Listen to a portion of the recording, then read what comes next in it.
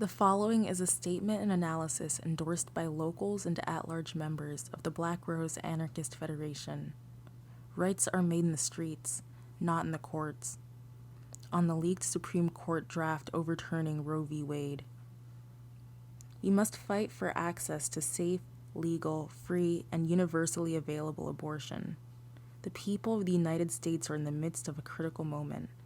On May 2, 2022, a draft opinion was leaked to the public detailing how the Supreme Court of the United States, a body of 9 unelected judges, intends to overturn Roe v. Wade. If this draft opinion were to be codified, it would almost certainly mean the immediate introduction of bills criminalizing abortion in half or more of U.S. states.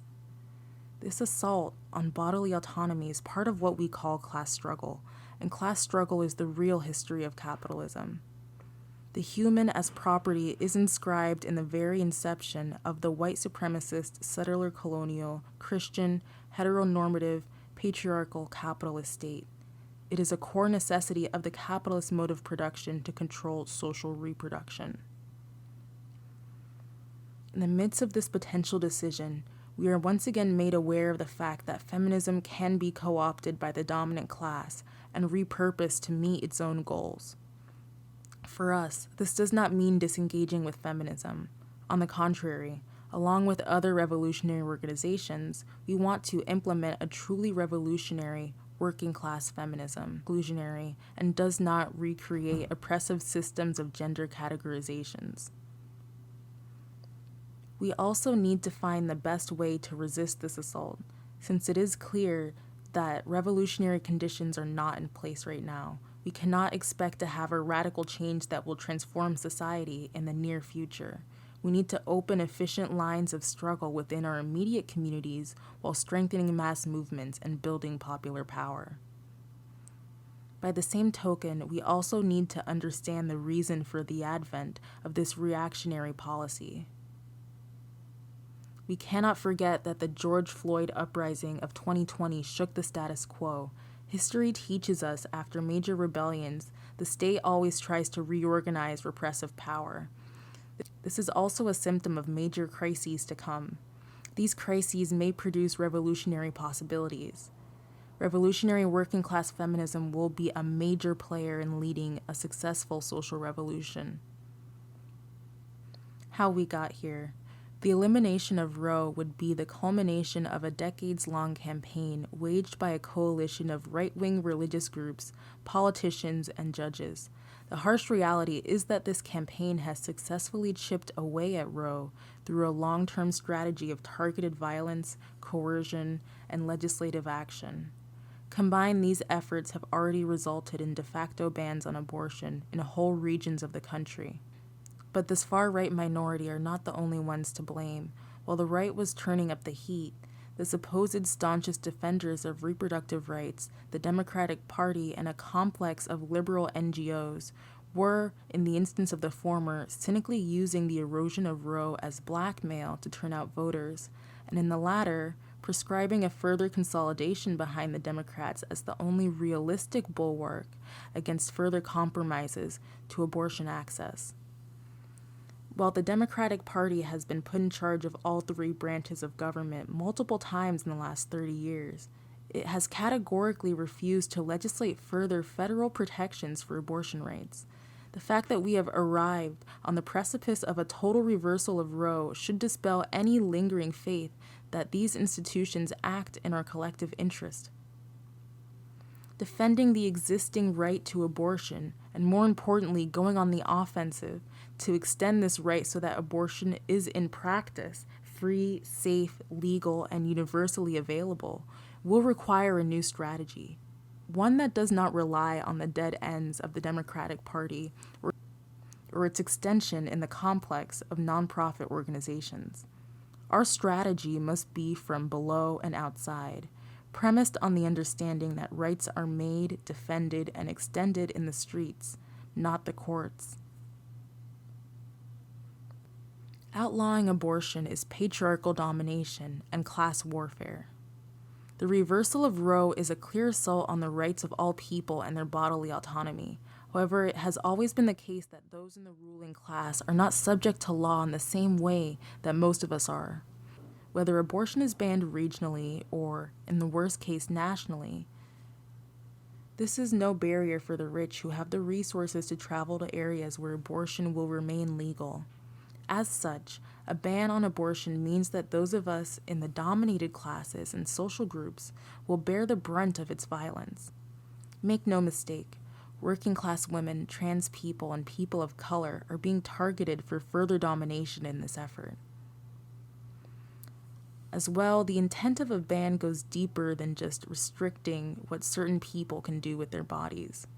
It is designed to reaffirm social hierarchies that are seen to have been shaken in recent years by mass revolts, which have targeted the capitalist, white supremacist, settler colonial, heteronormative, patriarchal state. For example, those most invested in a system of patriarchal domination see the need to stabilize and further subordinate the category of woman so that their vision of social reproduction can continue. It is for this same reason that we are now also seeing a flurry of anti-trans legislation. Both are attempts at reconsolidating a social order that is perceived to be in jeopardy. A crumbling liberal political order. Whether or not a democratic erosion of social hierarchies is taking place in the way that the right imagines, we would argue that these hierarchies in fact remain relatively stable. The legitimacy of foundational U.S. political and judicial institutions has no doubt been thrown into question in recent years. But what does this crisis of legitimacy actually mean? What we see is a growing general recognition of the non-neutrality of these governing institutions.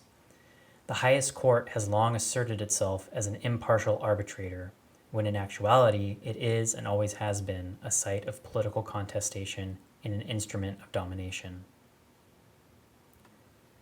Recognizing this, we should be careful not to seek recourse in electing the right people or pinning our hopes on the exceedingly improbable possibility that the Democrats might break with their cherished norms and intervene directly by passing national abortion legislation, packing the court, or abolishing SCOTUS altogether. The strategy of getting the right people elected, the one that the Democratic Party and its NGO allies consistently propose, clearly does not work, nor is it designed to. The right recognizes this and has, for the most part, dropped any pretense of moderation or concern with a majoritarian mandate. This is evident in the declaration of its intent to fully dismantle what remains of this country's already threadbare social programs. Universal public schooling, labor protections, Medicaid, SNAP, everything is now on the table. While we must fight to defend the provisions that were hard won by those mass movements that came before us, as social revolutionaries, we are not interested in salvaging a liberal political order which cannot guarantee even the most basic social goods. Instead, we seek to overcome and go beyond it. The tasks ahead. Faced with all of this, we have several extraordinarily difficult tasks ahead of us. Our first and most immediate task is to register our collective anger by getting out onto the streets. Though, for this to be meaningful, let alone materially effective, demonstrations must be coupled with deep organizing in our workplaces, our unions, our places of worship, our schools, and our neighborhoods. Bases in these sites will form the building blocks of class-independent, directly democratic, and militant social movements that have the potential to take the struggle to the next level. In this same early stage, the revolutionary left must also work to further ground itself in a politics of transversal working-class feminism that it can transmit to the social movements in which it is present. This stands in stark contrast to the class collaborationist liberal feminism that was ascendant during the Trump years. Solid ideological foundations are a necessary component in keeping any mass movement self-aware, principled, and militant. If we are successful in building a robust, organized, and militant social movement focused on securing abortion, its aims should be twofold: the construction of interim services and mass disruption. In the US, there is a rich history of successful efforts by the feminist movement in building networks of clandestine abortion services, like Jane in the pre-Roe era. Some contemporary versions of these networks already exist. We should work to incorporate them into any broader fighting social movement that emerges. But stopping at the creation of alternative interim services is not enough. As long as there is a legal regime which outlaws abortion, we must fight to eliminate it. Even the most successful underground infrastructure will leave millions of people unable to easily or safely access services. At best, these clandestine services will work as stopgap measures, providing crucial access to those most in need while the larger struggle for the restoration and extension of reproductive rights continues. By mass disruption, we refer to long-term campaigns of strategically oriented direct action, labor, student, social, and rent strikes, blockades, occupations, and other innovative tactics that apply serious coordinated pressure to the state and the economy. The ability to carry out this kind of activity on a materially meaningful scale will depend on how successful we are in building the aforementioned bases at work, at school, at church, and on our block that can reach beyond the activist milieu and bring everyday working people into social movement organizations. For inspiration, we should look to and learn from the recent Green Wave victories in Latin America, the repeal of the Eighth Amendment in Ireland, and similar movements in South Korea and Poland. What's been discussed above are short and medium-term goals. We face serious obstacles in achieving them, not the least of which are a lack of social movement consistency, organization, and strategy in the U.S. However, if we are able to make real strides in these areas, whole new horizons begin to appear. Mass militant social movements have the potential to go beyond just extracting concessions from the state and capital.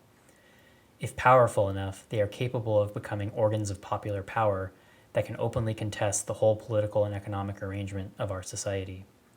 If successful, they are the means through which a revolutionary transformation could be made. There is, of course, a long road to travel before we can arrive at such a moment. But through diligent work, organization, and commitment, the possibility stands before us. Conclusion. As social conditions continue to disintegrate and hurtle us toward a more naked authoritarianism, it's on us to build independent movements capable of bringing the fight to the state from the outside. We must break the monopoly that the Democratic Party and NGO groups at this point still have over narratives and campaigns connected to reproductive rights.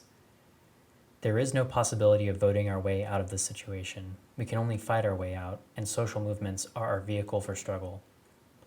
In building a fighting mass movement, we can not only defend reproductive health care, but we can expand it, along the way building our confidence and power for struggles in other sectors, subsequently paving the way for a serious revolutionary confrontation with the state and capital. We wish you bravery, and we hope that you will join us in this struggle. For free, safe, legal, and universally available abortion, for a transversal and revolutionary working class feminism, for libertarian socialism. Up with those who fight. Arriba los que luchan.